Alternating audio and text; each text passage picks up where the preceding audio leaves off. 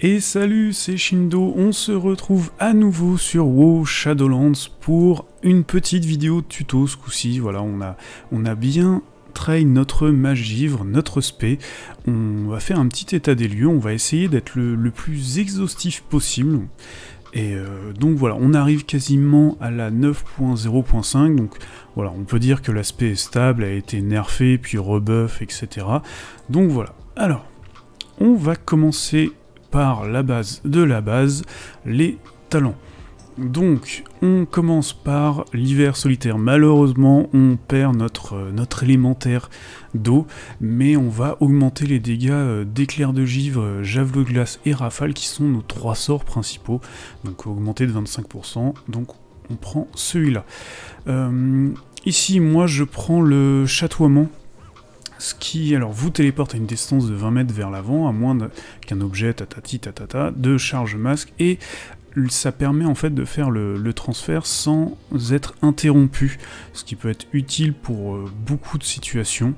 Donc voilà, moi je prends celui-là, les autres sont pas... Voilà, sont un peu bof, à voir ensuite en fonction de la partie de chacun, ça n'influe pas sur le DPS, mais bon, je trouve le chatoiement largement meilleur.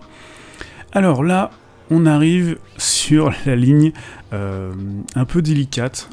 Si vous avez vu ma première vidéo sur les salles de l'expiation en Mythique plus 15, j'ai expliqué que normalement, si vous voulez faire le plus de DPS, il faut prendre la rune de puissance. Mais du coup, pour la rune de puissance, en fait, comme elle demande d'être quasiment immobile, en fait on pose la rune au sol et il faut toujours se trouver à moins de 8 mètres, il y a énormément de situations dans lesquelles je trouve c'est pas forcément possible. Donc c'est clairement ce talent là que vous devrez prioriser si vous voulez vraiment faire le maximum de DPS, mais ça va vous demander beaucoup d'entraînement, de vraiment connaître par exemple les donjons par cœur, mais vraiment par cœur, de savoir quelle compétence va être lancée à tel moment, est-ce que vous allez pouvoir bouger ou pas. En raid c'est un peu plus simple parce que forcément va y avoir beaucoup de moments, enfin au bout d'un moment on traîne vraiment les combats, on les connaît vraiment par cœur, on sait quand les appliquer et on trouve toujours un moyen de poser la rune. Donc voilà, il faut savoir, voilà, toutes les 45 secondes, rester quasiment immobile toutes les 12 secondes, sachant qu'il y a certains combats où c'est pas forcément possible. Donc voilà, le talent qui fait le plus de dégâts mais très difficile à manier. Le plus simple, celui que je prends dans le plus de cas, c'est le flux de l'incantateur. Donc qui va en fait augmenter les dégâts jusqu'à un maximum, tous les dégâts que vous faites, jusqu'à un maximum de 20%, avant de redescendre à 4, et puis ensuite de remonter, etc. etc. Donc vous ne contrôlez pas exactement votre burst, du coup, il y a des moments où vous voudrez être à 20% et vous serez que à 4, mais c'est celui où vous êtes vraiment autonome, vous pouvez bouger comme vous voulez, il n'y a pas de souci, et ça vous rajoute des dégâts en plus. Ensuite par contre, en raid, si vous avez dans le même raid que vous, un mage feu, un mage givre, ou au pire un chaman LM, mais c'est pas le plus opti, vous prenez la focalisation magique. Donc qu'est-ce que fait cette focalisation? Elle va rajouter 5% de chance de critique à l'un de vos alliés pendant 30 minutes. Et cet allié, à chaque fois qu'il va faire un critique, il va vous donner un buff de 10 secondes qui va augmenter votre intelligence de 5%, donc vous donner une deuxième intelligence des arcanes, plus augmenter vos chances de coup critique de 5%. Donc techniquement, si vous êtes deux magivres qui prenez chacun la focalisation, vous le donnez l'un à l'autre, vous l'avez à 100% tout le temps. En fait, j'ai regardé mes logs et tout ça, donc même si le deuxième mage qui est avec vous ne prend pas la focalisation magique, vous l'avez quand même 80-90% du temps. Et si vous le mettez sur un chaman LM, c'est un peu plus aléatoire, mais vous l'avez entre 50 et 70% du temps. Ce qui reste viable, pas excellent, mais viable. Donc voilà, pour ce truc-là, c'est vraiment à votre convenance. Si vous avez un autre mage avec vous, c'est celui-là. Celui qui fait le plus de TPS, c'est lui. Et celui-là, c'est le plus simple à utiliser. Sachant que quand on regarde les sims, les logs et tout ça, en pourcentage de dégâts, c'est lui, très clairement. Ensuite vient 1 ou 2% en dessous, vient lui, et encore 1 ou 2% encore en dessous, c'est le flux de l'incantateur. Donc au final, vous perdez pas forcément beaucoup au change, mais voilà, c'est de l'optimisation. Donc voilà, on a passé le gros morceau, ensuite c'est assez simple, réaction en chaîne. On fait plus de dégâts avec les javelots de glace. Javelot de glace, c'est notre sort principal. Il fera entre 40 et 50% de votre DPS en magie-givre. Extrêmement important. La garde glaciale, donc là, c'est ce trait-là, pareil, c'est pas en fonction du DPS. Deux charges de Nova Givre, je trouve ça extrêmement bien en donjon, en mythique plus. L'anneau de gifle peut être vraiment bien, faut savoir le placer, etc. En PVP, je pense que c'est l'anneau de gifle que vous préférez aussi. Et vent algide, c'est, on va dire, le plus simple, c'est ça augmente encore plus le ralentissement que vous faites aux cibles, de 10% supplémentaire. Donc voilà, à vous de choisir. Ensuite ici on a forcément le bris de glace, un moment au tout début de l'extension, certains penchaient vers la pluie glaciale pour l'AOE, mais non, même pour l'AOE, le bris de glace c'est ce qu'il y a de mieux. Donc le javelot et le glaçon infligent 5% de dégâts supplémentaires, et touche une deuxième cible proche à 65% de dégâts. Vous faites énormément de cleave, sur tous les boss où ils sont deux, où il y a deux boss, style les généraux ou ce genre de choses, vous faites énormément de dégâts, c'est un truc de dingue, donc voilà, vous gardez ça. Et enfin, le vide thermique augmente de 10% la durée des veines glaciales, et vos javelots de glace contre les cibles gelées prolongent la durée de veines glaciales de 1 seconde. Et on va voir que forcément en magivre, on a des possibilités pour faire en sorte que les cibles soient gelées, ou en tout cas qu'elles se prennent des dégâts comme si les cibles sont gelées. Veine glaciale, donc ce sort ici là, c'est un buff de hâte de 30%, qui est censé être toutes les 3 minutes, mais on va voir qu'il peut être beaucoup moins. C'est votre buff principal, vous faites vraiment beaucoup moins de dégâts quand vous n'avez pas ce buff là, et on va voir que potentiellement sous 0, il est possible de l'avoir constamment ce buff. On passe rapidement sur la forge des liens, donc alors ici on va préférer Nadja, la lame fantôme. Théotard est pas mal du tout, il est même très bien, à un moment dans les sims il était même en premier, mais Nadja est repassé devant, donc voilà, Théotard est un tout petit peu moins bien, mais ça reste potable. On va avoir les sensations fortes, donc qui vont être vraiment bien en fait au bout d'un certain temps. Donc c'est quoi? C'est sensations fortes toutes les 2 secondes ou 4 charges lorsque vous tuez un ennemi, mais bon, globalement, voilà, vous avez une charge toutes les 2 secondes, au bout de 40 charges, donc au bout de 80 secondes, vous avez un gros buff de hâte de 20% pendant 10 secondes. Pour peu que ça se cumule un peu à un moment où vous avez les veines glaciales et tout, c'est vraiment bien. Ensuite, votre lien le plus important, celui que vous devez absolument avoir, parce que comme je l'ai dit, les veines glaciales sont extrêmement importantes, vos coups critiques réduisent de 1,13% le temps de recharge de veines glaciales tant que cette technique est active. C'est-à-dire, on a vu que veine glaciale, donc déjà, avec un talent, on l'a augmenté de 10 secondes, le temps que ça faisait, donc là, il y a marqué 33 secondes, donc ça devait être 23 par défaut. Il dure 33 secondes, et à chaque fois qu'on fait un javelot sur une cible gelée, ça augmente de 1 seconde. Donc, très clairement, vous pouvez facilement, mais alors vraiment facilement, avoir veine glaciale pendant 45 secondes, voire plus, voire 1 minute si vous vous débrouillez bien, et avec ce lien-là, vous réduisez de 1 seconde 13 à chaque fois que vous faites un coup critique.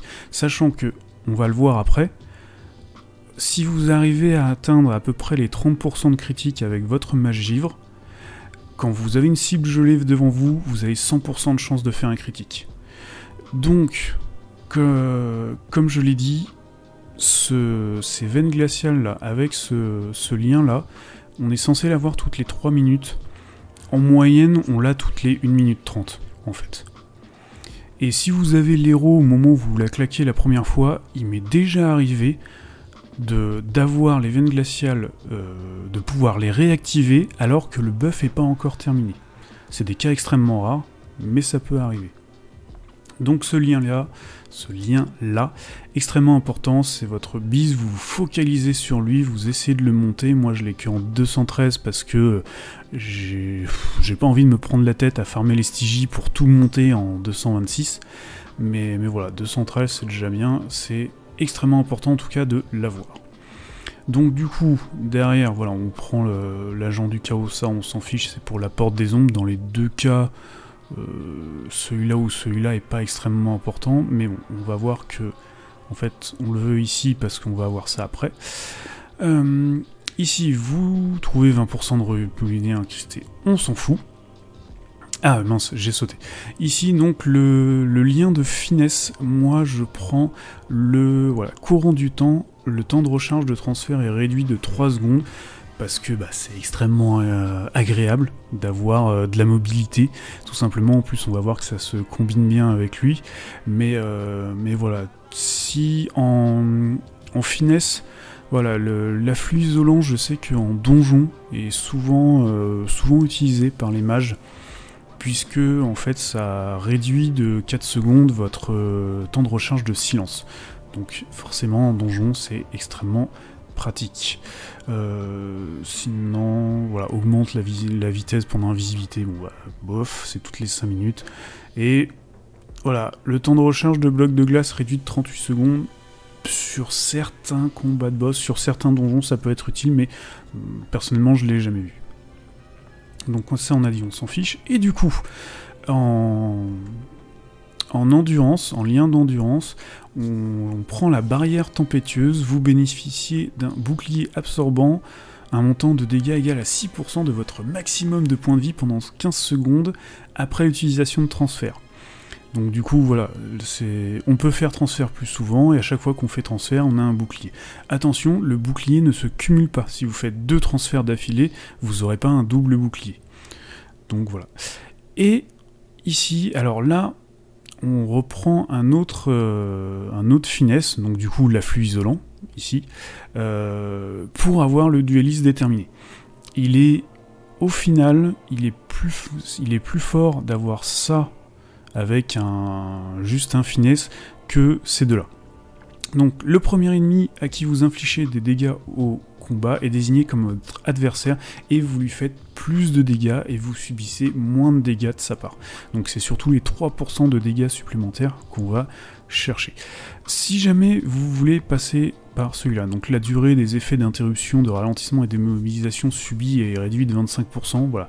Globalement ça augmente pas le DPS, c'est utile en PVP, mais du coup, si vous prenez ça en deuxième lien de puissance, vous prenez la morsure glaciale. Comme je l'ai dit, javelot de glace, c'est 50%, quasiment 50% de votre DPS.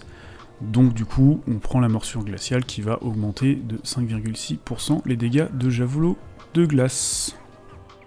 Avant de voir le cycle de DPS, on va s'intéresser aux stats et aux légendaires. Donc les stats, on va faire alors le plus important, c'est l'intelligence. Au début, vous voulez surtout monter en e-level et prendre de l'intelligence.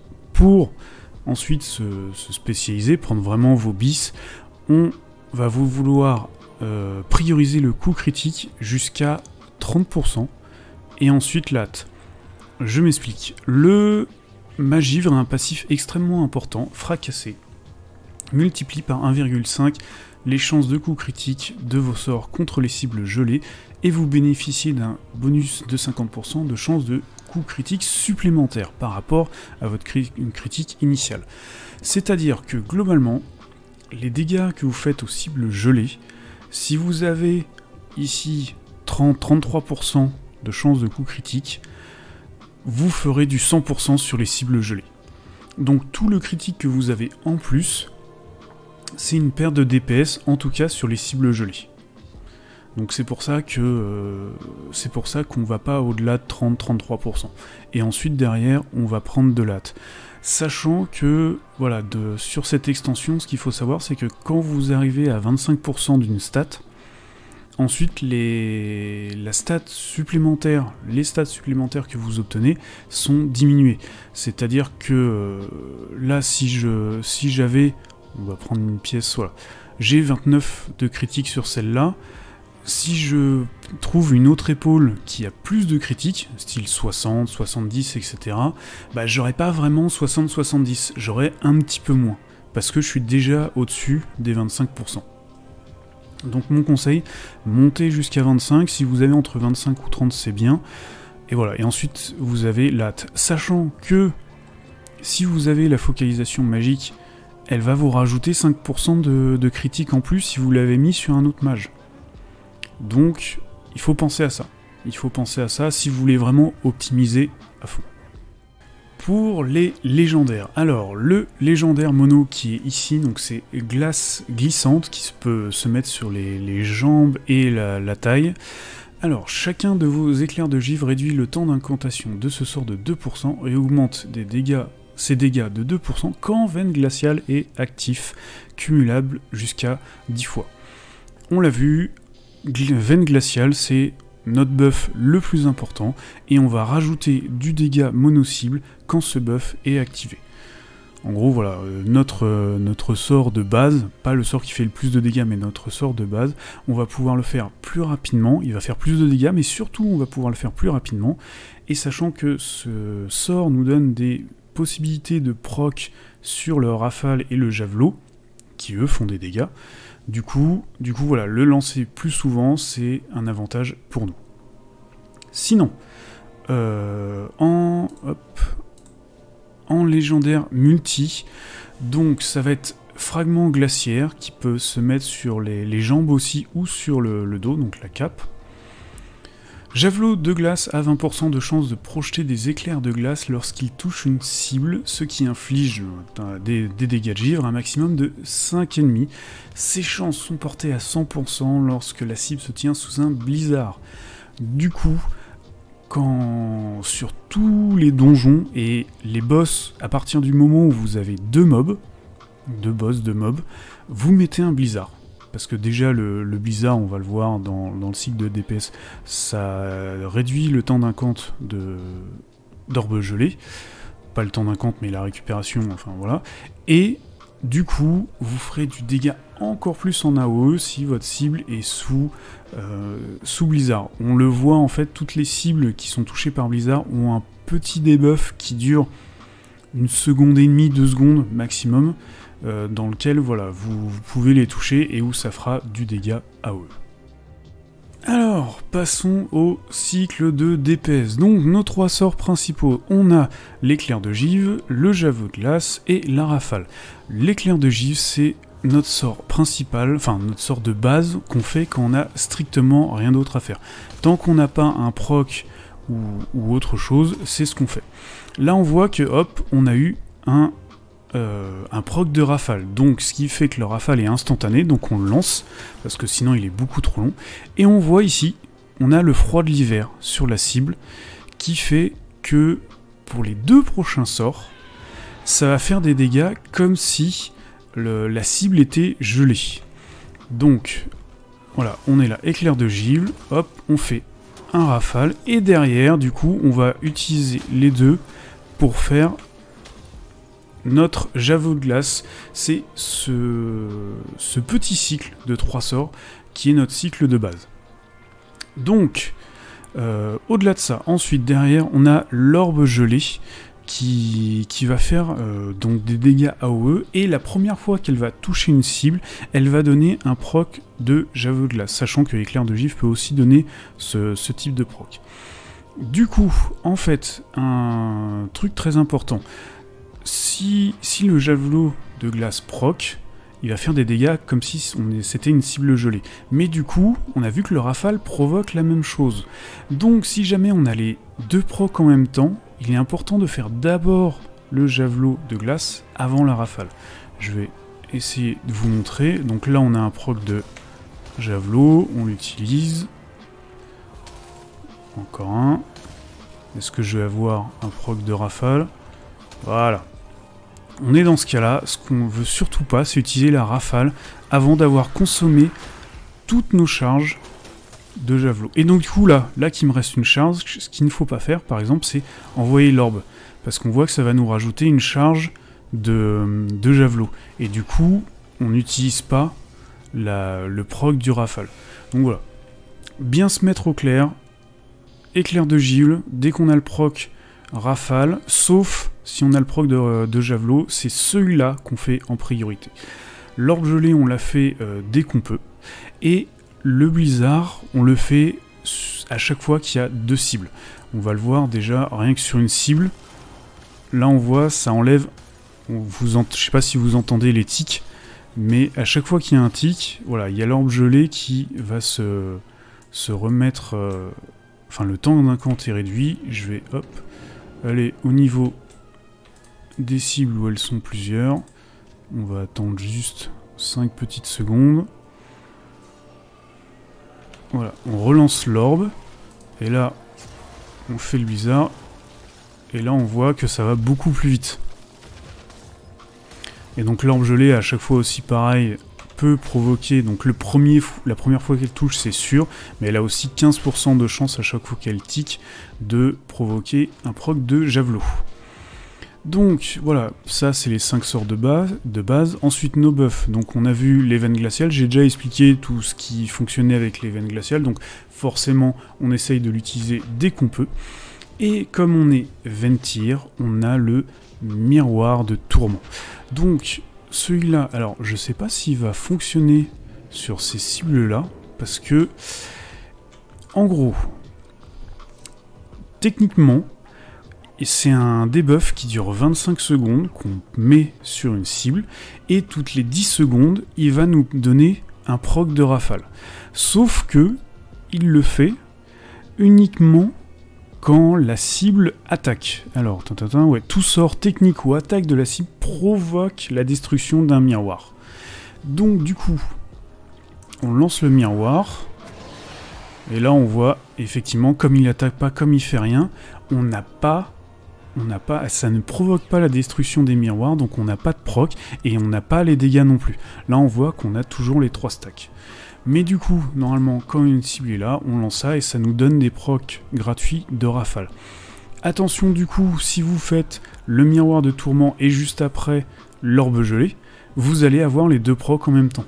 Donc faites attention à ça, c'est une petite gymnastique à avoir, c'est de l'optimisation, mais voilà, pour bien utiliser vos procs, faites attention à dans quel sens vous voulez le lancer. Parfois, on va plutôt lancer l'orbe gelée pour ensuite avoir le proc de rafale. Sachant que si au bout de 6 secondes, la cible réattaque, le miroir se casse et du coup vous perdez votre proc de rafale si vous ne l'avez pas utilisé entre temps. Donc faire attention. Sachant que si vous avez un proc de rafale, si vous en avez plusieurs en même temps et tout ça, n'hésitez pas, voilà, vous lancez l'orbe, vous faites vos javelots, encore un, et ensuite vous faites le proc de rafale. Le proc de rafale, c'est gel mental, il me semble, il dure assez longtemps, je vais vous dire exactement. 30%, ah bah, ils le mettent pas. Mais bon, il faut savoir que c'est assez long, donc pas hésiter à bien faire vos javelots avant, et être sûr que vous avez plus de proc, et voilà. C'est à peu près tout, il n'y a pas énormément de choses non plus, bon, on voit déjà qu'on est sur 1, 2, 3, sur juste du mono-cible, parce que l'orbe gelée on le fait aussi en mono-cible.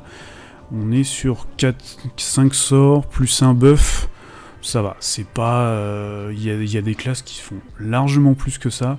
Le trait de feu peut être ajouté dans la rotation parce qu'il fait beaucoup de dégâts, mais bon, on l'utilise toutes les 10 secondes et il va faire les mêmes dégâts, ouais, voilà, en gros, il fait un tout petit peu plus de dégâts qu'un éclair de givre, mais il est instantané. Donc vous gagnez normalement du DPS, mais le trait de feu vous donnera jamais de proc de rafale.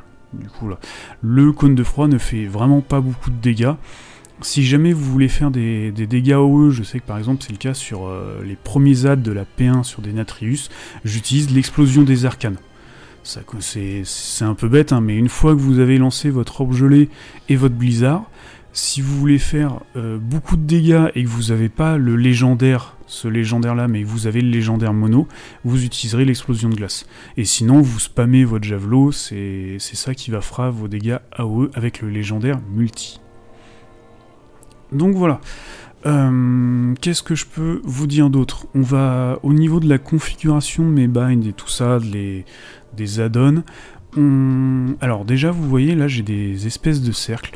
C'est un add-on à la con qui s'appelle Max DPS. Vous avez un pour chaque classe. C'est vraiment juste une petite aide visuelle. C'est pas ça qui fait tout. Parfois, faut pas l'écouter, même. C'est sur certains trucs, il est pas forcément OP. Mais je l'utilise moi pour en fait pour l'orbe gelé et le blizzard, histoire de pas rajouter une autre icône ici pour quand c'est dispo. Du coup, voilà, ça me met juste un petit rond parce que j'ai pas les yeux fixés sur la barre des sorts. Forcément, il faut regarder un peu ce que vous faites. Et du coup, moi, ça m'aide, ça rajoute un petit rond, ça m'attire l'œil, et du coup, j'utilise ces deux techniques-là. Donc, je joue au clavier avec ces touches-là, toutes ces touches-là d'ailleurs, de 1 à 7 à peu près. La 7 est un peu difficile, donc la 7, souvent je la change en fonction, je mets parfois la potion ou autre. Et vous avez toutes ces touches-là en fait qui sont bindées sur ma souris avec voilà, délivrance de la malédiction et le vol de sort, qui sont extrêmement importants, notamment en donjon. Donc ces deux sorts-là doivent être bindés même si on les utilise pas beaucoup. Toujours au clavier, donc voilà, j'utilise donc alors principalement cela, forcément. On a donc la mobilité, la novagive qui est important dans beaucoup de situations. On veut se sortir de moments compliqués, notamment, peut-être pas forcément en donjon, mais juste plus en PvE pour faire les quêtes et tout. Et nos deux CD def qui sont extrêmement importants, donc voilà. Je suis en train de taper 1, 2, 3, 4, 1, 2, 3, 4, et on monte tout de suite sur les CD def dès qu'on en a besoin. Et on a le bloc de glace, notre plus gros CD def, le plus important. J'ai une toute petite macro qui s'appelle / cancel bloc de glace, qui permet d'enlever le bloc, parce que sinon en fait si vous mettez votre bloc, vous êtes obligé d'aller cliquer ici, donc c'est une mauvaise chose. Si vous voulez être rapide, vous faites F6, et ensuite juste derrière on met le F7, hop, pour avoir à nouveau le bloc de glace. Du coup voilà, quand j'ai besoin d'utiliser CDDev, j'ai F6, F5, F6 et F7 directement. Il y aurait moyen je pense de faire une macro, mais voilà, en fonction du temps, si vous voulez optimiser le temps entre votre bloc de glace et tout, voilà, moi je préfère faire comme ça. Et enfin on a l'héros sur le F12, en fait il est pas bindé, parce que si vous le bindez sur un bouton et que hop, vous glissez, vous faites un misclick, voilà, c'est peut-être le seul sort qu'il faut vraiment pas binder dans votre conf. Donc voilà, pas de, comme vous voyez, pas vraiment d'add-on de Wikora particulier ou de macro, mais voilà. Bon, je pense qu'on a fait le tour de tout ce qu'on pouvait dire en magivre. N'hésitez pas à me poser des questions si vraiment il y a des trucs que vous n'avez pas compris, ou si vous voulez que je parle de trucs en particulier. Je le fais déjà, j'essaye de le faire déjà dans mes vidéos où je commente ce que je fais en donjon. Donc voilà. J'espère que ça vous aura aidé, et je vous dis à la prochaine. Salut!